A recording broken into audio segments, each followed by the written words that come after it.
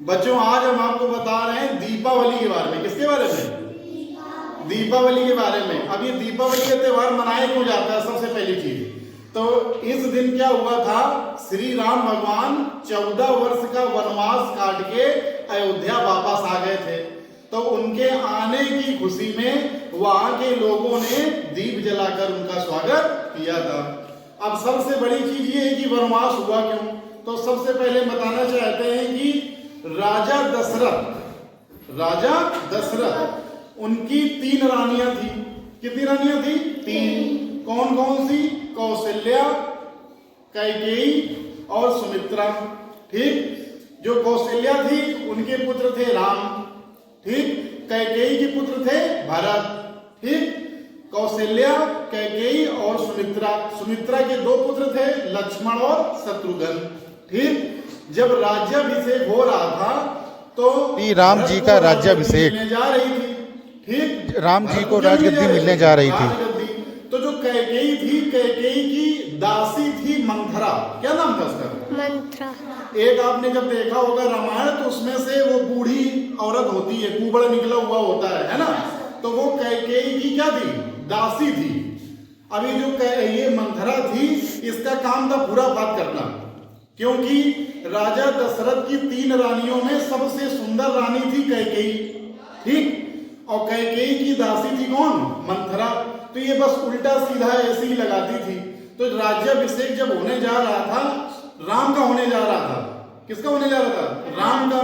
तो ये मंथरा क्या हुई, कैकेयी से बोली कि यदि राम का राज्याभिषेक हो जाएगा तो तुम्हारे पुत्र भरत को गद्दी नहीं मिल पाएगी, और जब गद्दी नहीं मिल पाएगी तो हमारी कहते हैं कि सबसे जो सुंदर है वो कैकेयी है, और उनकी जो दासी है वो भी सबसे इंटेलिजेंट है। अब यदि राज्याभिषेक हो जाएगा राम जी का तो हम दासी कमजोर हो जाएंगे, हमारी कोई गिनती नहीं करेगा।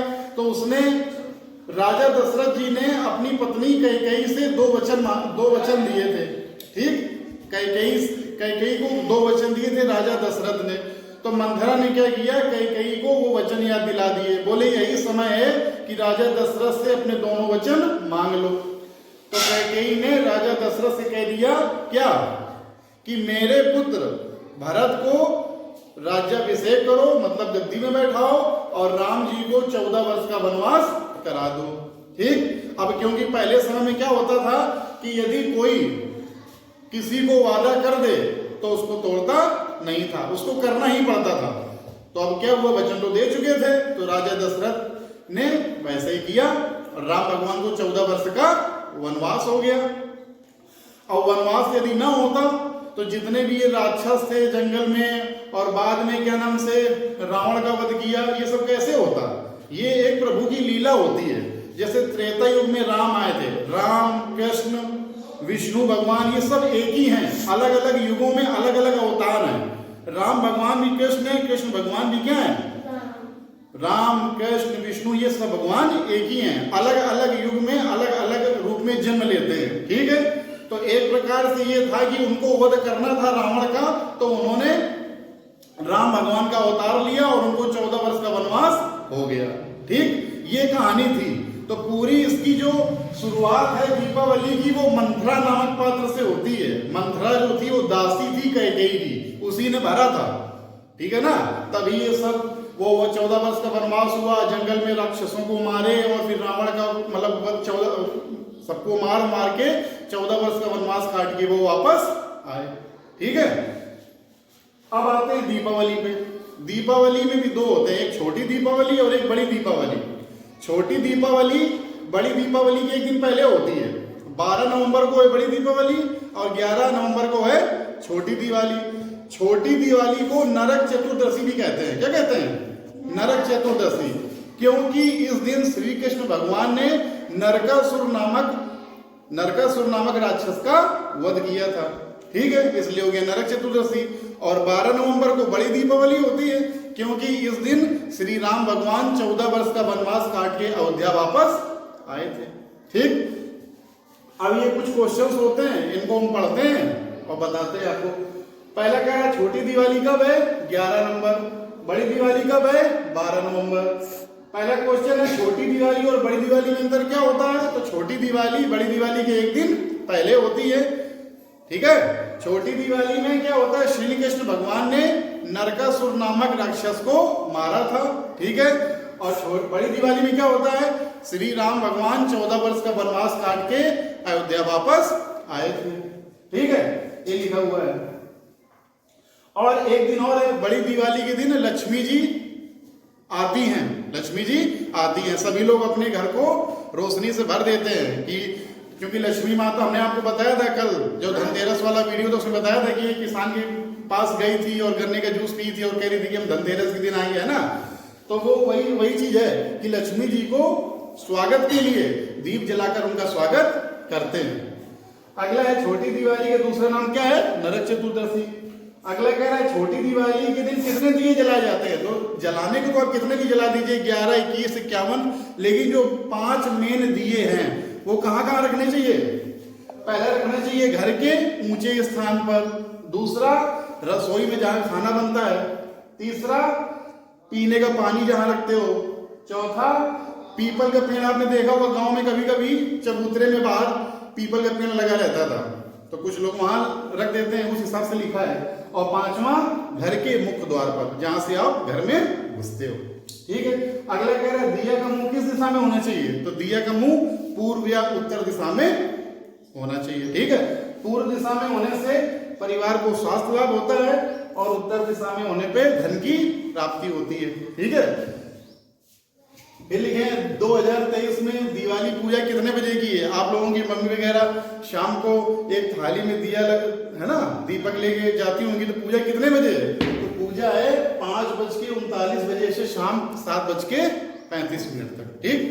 अगला कह रहा है यम का दीपक। एक यमराज होते हैं जिसमें हमने कल बताया था कि बिना बताए मृत्यु हो जाती है, असामयिक मृत्यु हो जाती है, तो उसको रोकने के लिए क्या करते हैं? सूर्यास्त के बाद में दीपक जलाते हैं, ठीक है। अगला, दीपक जलाते समय हमें क्या बोलना चाहिए? जैसे कोई पंडित आपकी वो कलावा बांधता है तो मंत्र नहीं पढ़ता है, ऐसे जब दीपक जलाओ तो उसके ये बोलना चाहिए मंत्र। कौन सा? शुभम करोति कल्याणम आरोग्यम धनम संपदाम शत्रु बुद्धि विनाशाय दीपम ज्योति नमास्तुते। उस दीपक के प्रकाश को मैं नमन करता हूं, उस दीपक के प्रकाश को मैं नमन करता हूं जिससे इस जग का, इस संसार का कल्याण होता है और आरोग्य, रोग रहित व्यक्ति होता है, धन संपदाम, धन की प्राप्ति होती है और शत्रु की बुद्धि का विनाश होता है। ऐसे दीप के प्रकाश को मैं नमस्कार करता हूं। जब आप दीपक जलाते हो, घी का दीपक जलाते हो, तो उससे क्या होता है? जितनी भी बुराइयां होती है, नकारात्मक प्रभाव होते हैं, सभी क्या हो जाते हैं? कम हो जाते हैं, ठीक है। अगला कह रहा है दिवाली पर भगवान राम की पूजा क्यों नहीं की जाती है? तो भगवान राम की पूजा इसलिए नहीं की जाती है क्योंकि जब 14 वर्ष का वनवास काट के आए थे तो राम जी ने सबसे पहले किसकी पूजा की थी? गणेश और लक्ष्मी जी की पूजा की थी। इसलिए राम जी को न पूज के किसको पूछते हैं? लक्ष्मी जी और गणेश जी को, ठीक है। अगला है छोटी दिवाली को नरक चतुर्दशी क्यों कहते हैं? तो छोटी दिवाली को नरक चतुर्दशी इसलिए कहते हैं क्योंकि इस दिन 16,000 स्त्रियों को कैद कर लिया था। नरकासुर नाम का राक्षस था, उसने 16,000 स्त्रियों को क्या कर लिया था? कैद कर लिया था, तो उसको मुक्ति दिलाई थी, ठीक है। इसलिए नरक चतुर्दशी कहते हैं। अगला क्या है? दीपक के नीचे चावल क्यों रखते हैं? तो दीपक के नीचे चावल रखने से धन दौलत की कमी नहीं होती है। अगला, दीपक में क्या डालकर जलाना चाहिए? घी, जो गाय का घी होता है ना, डालने को सरसों का तेल डाल लो या जो भी डाल लो, लेकिन जो घी होता है वो शुद्ध माना जाता है। क्योंकि गाय गौ माता बोली जाती है, उसमें भगवान का निवास होता है और उससे जो बना घी होगा तो वो ज्यादा लाभकारी होता है, ठीक है। कुछ लोग सरसों का तेल भी डालते हैं, भाई घी के कुछ ही दीपक जलाए जाते हैं क्योंकि घी महंगा होता है और ज्यादातर तो सरसों का तेल ही डाला जाता है ना। अगला, दिवाली में कौन से भगवान की पूजा की जाती है? गणेश और लक्ष्मी जी की, और कुबेर जी भी पूजे जाते हैं, लेकिन जो आप शाम जो मूर्ति रखते हो वो गणेश जी और लक्ष्मी जी की करते हो।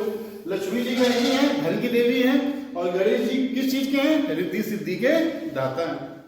अगला, दीपावली का प्रतीक क्या है? तो दीपावली खुशी और एकता का प्रतीक है। इस दिन क्या हुआ था? अंधकार पर प्रकाश की जीत हुई थी या बुराई पर अच्छाई की विजय प्राप्त हुई थी, ठीक है। सभी को समझ आ गया?